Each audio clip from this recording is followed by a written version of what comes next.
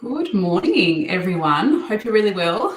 Happy end of holidays. I know that the October holidays go very, very quick, and look, term 4 is upon us. I hope you had a really good break and you managed to take time out for yourself. You managed to enjoy the holidays. So, huge welcome to you today. I'm just going to quickly give you some 4 strategies to really help you step into term 4. So 4 strategies for PTHPE teachers to survive term 4. Now, I've said this before a couple of times, but you either like, love, or loathe term 4 because it's one of those terms that you're kind of, you might be, your head's in term 4, but your head is also in 2024. You're kind of thinking ahead what the next year might look like, because you might get your timetable, you might get your load, and you might start to have a slight freak out about what next year might look like. So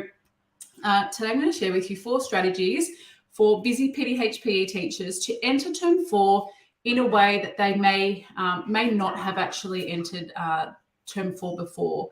And if you're a new PE teacher, I know what you might be feeling, that feeling in your stomach might be bubbling away thinking, okay, well, I've got so much to get through to Christmas because Christmas will be here in about 12 weeks or so. So these 4 strategies are under the umbrella of P. So hopefully a little alliteration will help you. So prioritize, plan, protect, and partner. So let's dive into these 4 strategies together to really help you be set up for success for term 4. Because look, like I said, it will fly by, but it's really important to prioritize yourself as you go through this term. So the first one, prioritize. It's really important to not get too far ahead of yourself. I know, like I said, might get your load, you might get your timetable, but it's really important to just take every week as it comes. Obviously, as a teacher, you need to be super organized. There's lots of things happening. There's lots of balls in the air to juggle, but you need to really think about, okay, well, what's ahead for this week? What's ahead for next week? And so on, because I think some of us get a bit too far ahead of ourselves, and it's really important to just take every week as it comes.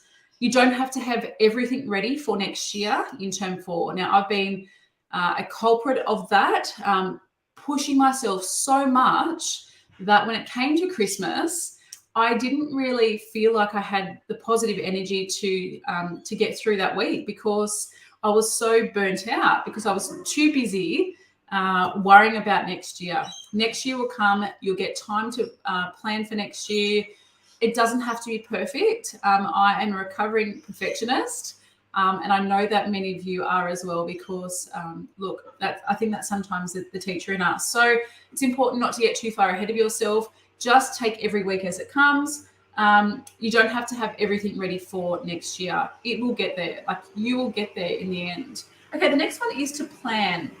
Now, the planning does take one day at a time, but it's important for you to plan what your day is going to look like, and for you at school to really have that tunnel vision at school. I know, again, it's our workplaces, our classrooms, our schools are very busy places. And if you don't plan for yourself, then sometimes you can get, other people's priorities become your priority. It's really important to have that tunnel vision. It's really important to sit down every day and plan out what today is going to look like. And as a high school teacher, of course, we get maybe one period a day to plan and to prepare. It's important to use that 1 hour, that 45 minutes, those 2 blocks of 45 minutes, and to do some deep work, to actually maybe move yourself away from your desk, to put a sign on your desk or on your chair to say, hey, I'm actually in some deep work here. I'm trying to get stuff done. I'm trying to get it done because I don't want to take that work home with me. It might be thinking about what it might look like to possibly get to school half an hour early, to stay half an hour later, so you don't actually have to take work home with you. So putting that laptop away, leaving your laptop at school, I do get it. at report time, you might need to sneak it back home for an hour or so, but it's really important to protect your time, to protect and to plan for those busy times that we do have this term, especially week 5 and 6 when reports are due, assessments for maybe year 12s.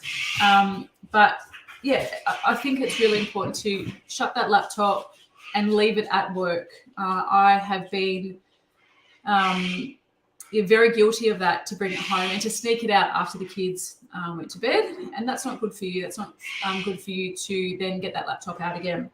Okay, the next one is to protect yourself. And that looks like advocating for yourself.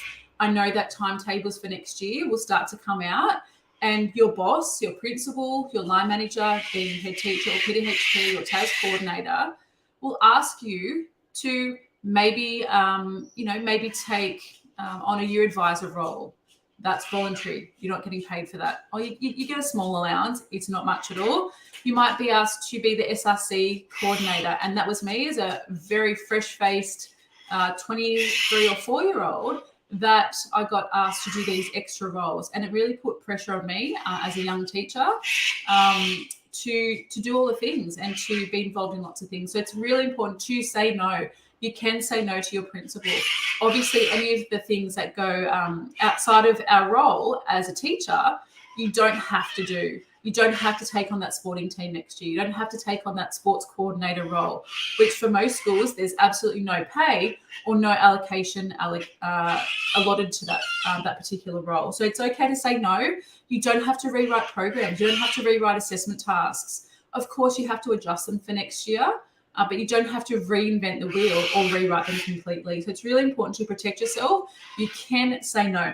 And the last one is to partner with other teachers, either at your school, in your faculty, or at another school that's close by to you, or potentially online. And I think technology these days lets us do that. We have lots of opportunities to connect with other teachers, but also to collaborate together.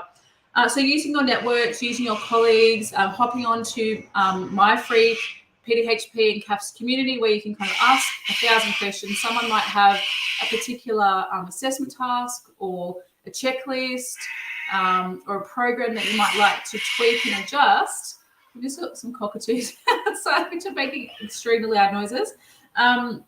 Obviously, resources, making sure you're working smarter. You're not reinventing the wheel. You're not recreating that booklet for the students. You're not recreating that series of online resources for them, because it's, you don't need to. You don't need to reinvent the wheel, especially with so many curriculum changes at the moment.